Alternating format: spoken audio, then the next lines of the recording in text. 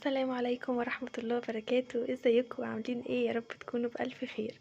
اعذروني مبدئيا كده على التصوير والإضاءة. بصوا انتوا هتلاقي فيديو الإضاءة بتاعته حلوة، فيديو الإضاءة بتاعته ضعيفة شوية لحد بس ما اظبط كده يعني مكان للتصوير حلو عشان اعرف اصور لكم فيه. فوحشتني جدا. النهاردة ان شاء الله هنعمل فيديو بسيط وسهل ببواقي الخيوط اللي عندنا، حرفيا ببواقي الخيوط، وانتوا هتشوفوا في الفيديو. القلب من اللي انتوا شايفينه ده ما اخدش 1 جرام خيط. عارفين 1 جرام اللي هو انت خيط كده اللي باقي مثلا من الشلة، اللي هو ايه يعني كده حاجات بسيطة هنستخدمه. فدي افكار كده من باقي الخيوط ممكن تستغلوها، ممكن تخلوها زي ميدالية، تطلعوها جفت مع الهدايا، يعني مع مع الشغل بتاعكم بيفرق جدا مع العميل. طبعا هنا كنت بوزن لكم القلب نفسه وزنه قد ايه. بصوا 1 جرام حرفيا، يعني من بواقي الخيط اللي احنا بنرميه. يعني والله بجد في ناس بترمي بواقي الخيط دي وهي كنز بالنسبة لنا، لا هو لا، احنا لازم نستفاد بيها. طلعيها جفت مع شغلك، تعملي بيها ميدالية مفاتيح، تركبي كده قلبين فوق بعض كده هو بيعملوا شكل. ممكن تعملي القلب ده بأشكال كتيرة قوي، ممكن تزينيه، ممكن تعملي له إطار كده من بره، تعمليه زي توكة كده أو سورتيت كده بيتلبس على الشعر. بصوا بيدخل في كذا حاجة. ده كده شكله بسيط جدا وسهل ومش هياخد منك وقت خالص. تقدري تعملي منه كمية وتركنيها، وزي ما قلتلك أي جفت يجيلك، أي اوردر يجيلك تطلعي جفت مع الاوردر بيبقى شكله شيك قوي. أنا استخدمت هنا خيط يعني على فتلتين، علشان الخيط ده كان رفيع قوي عندي، فقلت لا لازم استغله. وهوريكم برضو، يعني انا عامله في الفيديو ده مرتين، عامله بالخيط ده وعامله بالخيط اللي هو الاورنج. استخدمت مع الخيط ده ابره مقاس 4. هنلف الخيط على الابره ونعمل دايره سحريه بالشكل ده. لو بعملها هنا بسرعه هتلاقوا فيديو مخصص للدايره السحريه للي حابه تشوفه، وتقدري تنفذي الدايره السحريه بالطريقه اللي تناسبك واللي انت مرتاحه عليها. هقرب لكم كده عشان تشوفوا. هرتفع 3 سلاسل، 1 2 3 بالشكل ده كده 3 سلاسل. هلف الخيط على الإبرة مرتين، أنا كده معايا حلقتين كده على الإبرة. هدخل جوه الحلقة السحرية واسحب الخيط، وهلف الخيط على الإبرة واسحب من أول حلقتين، هيبقى معايا 3 حلقات. هلف الخيط واسحب من تاني حلقتين، وهلف الخيط كمان مرة واسحب من آخر حلقتين. طيب الغرزة دي يا سلوى اسمها ايه؟ غرزة عمود بلفتين. برضو هتلاقوا اللينك بتاعها موجود عندي على القناة. هعمل عمود بلفتين مرة تانية، هلف الخيط واخرج من حلقتين بالشكل ده، وهلف الخيط واخرج من الحلقتين التانيين. كده انا عملت 2 عمود بلفة، والثلاث سلاسل اللي انا عملتهم في الاول بالشكل ده كده. هبتدي اخد لفة واحدة على الابرة وهعمل عمود بلفة واحدة. ادي اول عمود، هلف الخيط على الابرة تاني مرة وهدخل اعمل عمود بلفة بالشكل ده. هدخل مرة كمان، هلف الخيط على الإبرة وادخل في الدايرة السحرية، أسحب الخيط، هيبقى معايا 3 حلقات. هلف الخيط على الإبرة واخرج من حلقتين، وهلف الخيط على الإبرة واخرج من آخر حلقتين بالشكل ده كده. يبقى أنا كده عملت 2 عمود بلفتين اهو، 3 سلاسل ارتفاع وعمود بلفتين، عمود بلفتين، وعملت 1 2 3 عمود بلفة واحدة بس. تمام. هاخد لفتين على الإبرة وهدخل كده جوه الحلقة السحرية أعمل عمود بلفتين بالشكل ده كده بالشكل ده. اللي هو الزاوية اللي بتكون في القلب من تحت كده، تمام، عشان بس يخلي فيه زاوية معايا. وهعمل عمود بلفة، وهعمل عمود بلفة تاني،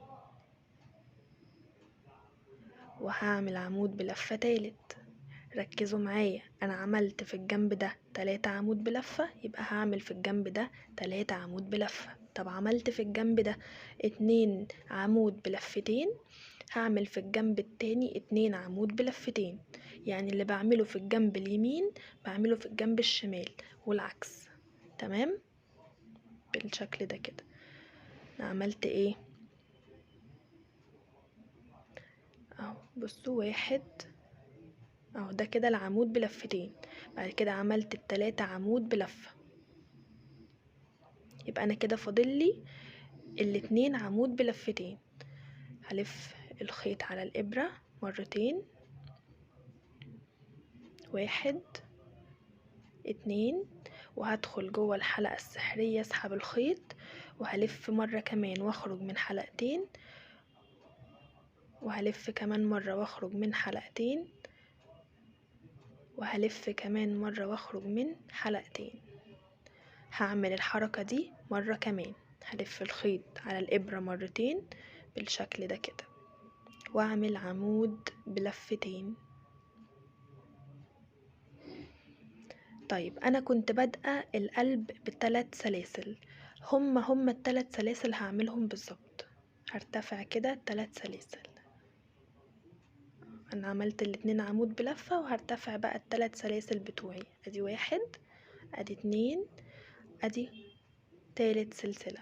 وهدخل في الحلقة السحرية وهعمل منزلقة، هسحب الخيط كده وهخرجه من الحلقة اللي على الإبرة بالشكل ده، وهاخد سلسلة تأمين للشغل بتاعي. اهم حاجة يا جماعة نأمن على الشغل بتاعنا عشان ما يفكش. وهقص الخيط كده وهشد بقى، وابتدي اظبط شكل القلب معايا، واجي على طرف الدايرة السحرية. طبعا مميزات الدايرة السحرية انتوا عارفينها، انا قلتها لكم في الفيديو بتاع الدايرة السحرية. تبتدوا تشدوا كده الدايرة معاكم تقفل، ما بيكونش فيها اي فراغ. بصوا شكله كيوت قوي وصغنن ازاي. طبعا تقدري تكبريه بسمك الخيط، تكبري العدد شوية يعني براحتك، بس انا حبيت اعمله لكم باقل امكانيات، اللي هو لو خيط عندك خلاص لا هتقدري تستغليه برضو. احنا ما نرميش خيوط يا جماعة والله. احنا بنحب الخيوط يعني. بصوا مش عايزة اقول لكم ان هو بقى ادمان، اي خيط كده بلاقيه اللي هو لا انا هستغلك. هبتدي بقى اجيب ابرة التنظيف كده واداري الخيوط بتاعتي من ورا بالشكل ده. جماعة معلش قولولي انتوا لما بتنزلوا تشتروا خيط بتبقوا حاطين في دماغكم يعني الحاجة اللي انتوا هتشتغلوا بيها، مثلا الخيط ده هتشتغلوا له كوفية ولا مش عارف ايه، وبيبقى انتوا حاطين الديزاين في دماغكم، ولا انتوا بتشتروا الخيط وبتركنوه وقت بقى ما بيجيلكوا مزاج؟ عشان بعمل كده قوي. فلو انتوا زيي يا ريت تكتبولي تحت في الكومنتات تقولولي ولا انا كده لوحدي ولا ايه. بحس ان انا لوحدي اللي بعمل كده. ادي شكل القلب معانا جميل بجد. بصوا. طب عايزه اعمل بقى العليقه اللي من فوق دي، انت ممكن خلاص تداري الخيط لو انت مش عايزه العليقه اللي من فوق دي. طيب انا عايزه اخلي العليقه دي، ممكن برضو تعمليها بالفتلتين عادي، بس انا قصيت فتله علشان برضو تبقى واضحه قدامكم. دخلتها كده في ابره التنظيف، وهبتدي ان انا ادخلها، بس مش هدخلها كلها، هسيب منها جزء كده. في ناس بتدخل الخيط عادي، وبعد ما بتخلص بتجيب خيط زيادة وتعمل العقدة اللي هي العليقة دي، بس انا مش بحب كده يعني. اللي هو طب انا يعني انا عندي اصلا خيط اوريدي، فخليها اخلي العليقة دي من نفس الخيط اللي انا عملت بيه القلب، فاهمين قصدي؟ بالشكل ده كده. وابتدي بقى اعقدها بقى، يعني ادخلها كده بالشكل ده. بصوا كده، بصوا بقى التركة دي.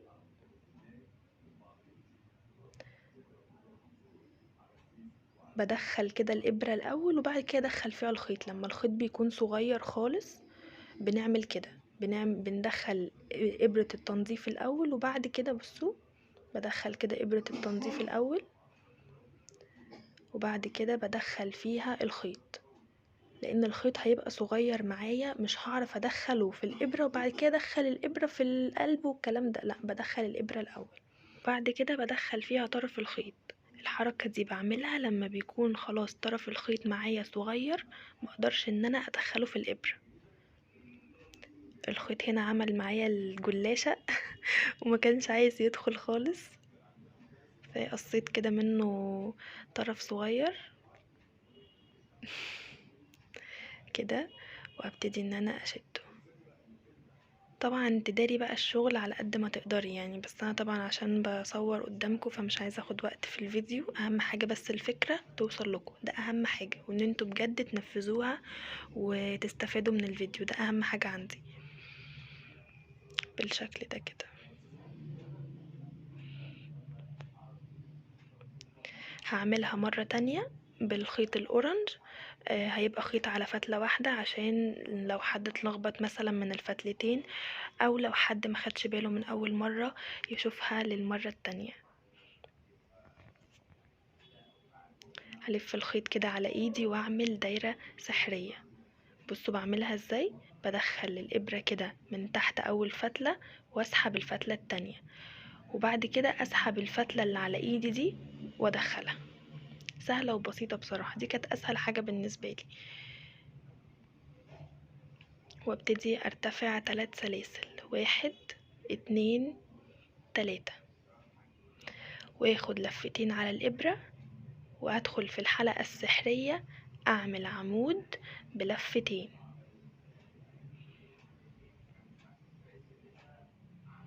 بالشكل ده كده، وهاخد لفتين على الابرة مرة تانية وهدخل اعمل عمود بلفتين.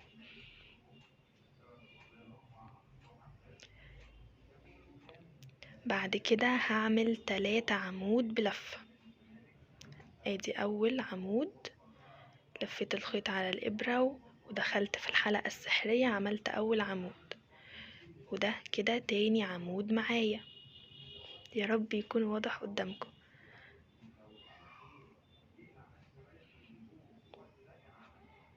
وادي كده تالت عمود معانا. انا كده خلصت جنب، هبتدي اعمل الفاصل اللي ما بينهم اللي هو انهي، اللي هو العمود بلفتين. ده كده فاصل ما بين الجنب اليمين والجنب الشمال. تمام، عملت كده الفاصل. هبتدي اعيد بقى، هعمل 3 عمود بلفة وبعد كده 2 عمود بلفتين. ادي كده تاني عمود بلفة وادي تالت عمود بلفة بالشكل ده. بعد كده هنا اتلخبطت، بعد كده هعمل عمود بلفتين بالشكل ده، هطلع كده واعمل عمود بلفتين تاني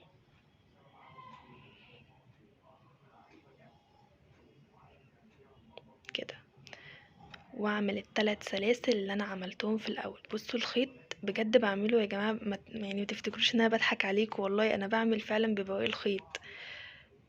بصوا كده يعني الخيط يعني مش مقصوص، هو فعلا ده كده باقي خيط عندي فالخيط يشهد. هلف كده هسحب سوري الخيط. بعد كده بقى هدخل في الدايرة السحرية. انا للأسف قفلتها قبل ما ادخل، يعني من كتر ما انا كنت كده يعني في الفيديو فنسيت، اعذروني بقى. دخلت كده وهطلع بمنزلقة واخد سلسلة تأمين. بصوا الخيط خلاص مفهوش. في ناس ممكن تقولي ايه استخسار وفيها ايه لما ترميه وتعملي بشلة جديدة او بحاجة جديدة. لا يا جماعة، هو والله مش استخسار خالص، بس ليه ما نستفادش بيه؟ بجد الخيوط غليت جدا وربنا يكون في عون الناس، ويعني الشلة بقت برقم حرفيا، ولازم نوع نضيف علشان يبقى شغلك كويس. فليه نهدر بقى في الخيط ونرميه؟ فدي حرية برضو شخصية، محدش يعني يقول مثلا ده استخسار مني. لا، انا بحاول ان انا اديكوا امكانيات تستفادوا بيها، يعني تستفادوا منها. فلو انتوا عجبكم الفيديو واستفدتوا فعلا منه وهدفي وصل لكم، ياريت ما تنسونيش بدعوة حلوة من قلبكم كده. ولو حابين ان انتوا تدعموني بلايك هكون اسعد حد في الدنيا حرفيا. وبجد شكرا جدا جدا على دعمكم وكلامكم الحلو. يعني بجد ما تتصوروش، انا يعني يمكن عشان لسه كمان في البداية، فالكلام يعني مفيش طبعا تفاعل كبير قوي. بس حرفيا اي حد منكم بياخد من وقته، بيدخل يكتب لي كومنت حلو، بيعمل لايك على الفيديو، بيعمل شير، الحاجات دي كلها بجد بتفرق معايا وببقى مبسوطة قوي. فشكرا جدا جدا لكلامكم الحلو ولدعمكم. بجد انتوا احسن ناس في الدنيا واحسن ناس في حياتي. وشكرا بجد، يعني انا مش عارفة اقول لكم ايه. ف ده كده كانت تطبيقات كده بسيطة للفيديو. اشوفكم ان شاء الله الفيديو اللي جاي على خير. باي باي.